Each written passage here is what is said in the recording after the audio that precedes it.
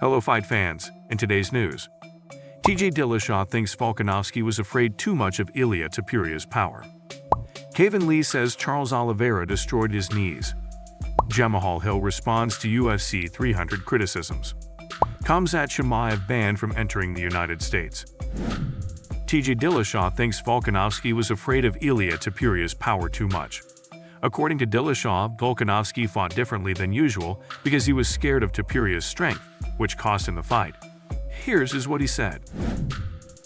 For me, I don't know what Volk's game plan was, right? I'd like to be in his head before I do a complete judgment of it, but the way that I saw it is maybe his game plan was because he was only throwing kicks. I know he was scared of the power. You can tell the way he was fighting, he was very scared of Topuria's power, which he should be, right, to an extent, but he's never fought like that in the past. But the first 2 rounds, all he was doing was throwing kicks. He wasn't setting him up, he was just throwing him. He was expecting Topuria to block him. I was thinking he was trying to slow down his arms, right? Because every time you block a kick, it's like getting a Charlie horse in your arm. Every time you get hit there, more blood comes to it. It slows his arms down.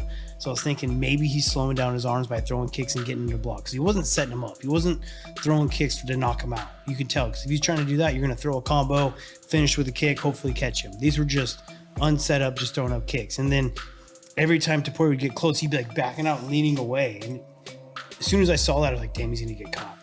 He was fighting scared. He was worried about the power. That's where it went wrong. He was scared. I think he was afraid of his power and fought scared. Topuria didn't have anything to lose. Volk had all of it to lose, and he fought that way. He fought scared of his power.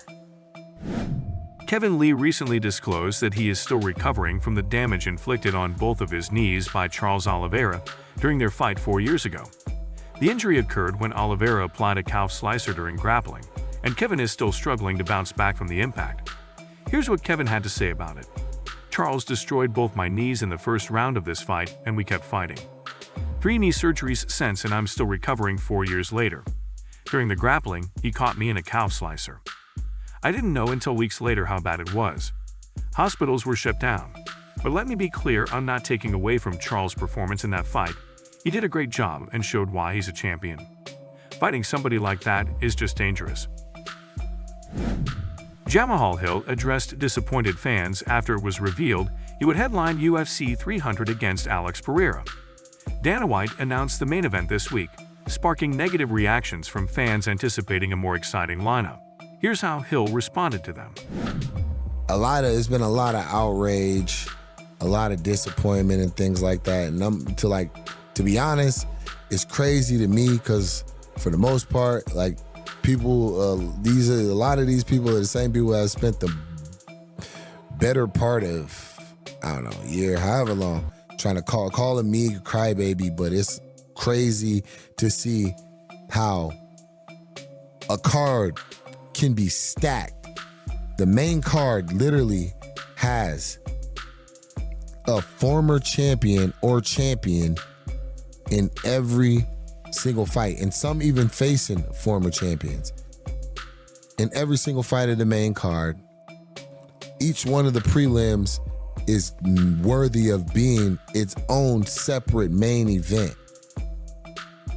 And people are crying. Let's really be real. It's really crying because you had unreal expectations, mind-blowing or otherworldly. But instead, you got one of the most technical, guaranteed banger of a fights that you could ask for at this time, with serious implications in historically one of the best weight divisions in the UFC. And people are complaining, bro.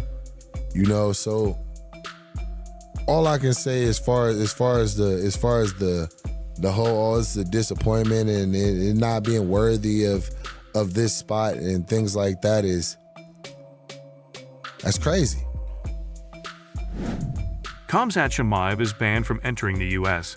The report suggests that the UFC offered him a fight on the UFC 300 card, but Khamzat couldn't attend because of the ban, attributed to his connections with Ramazan Kadyrov.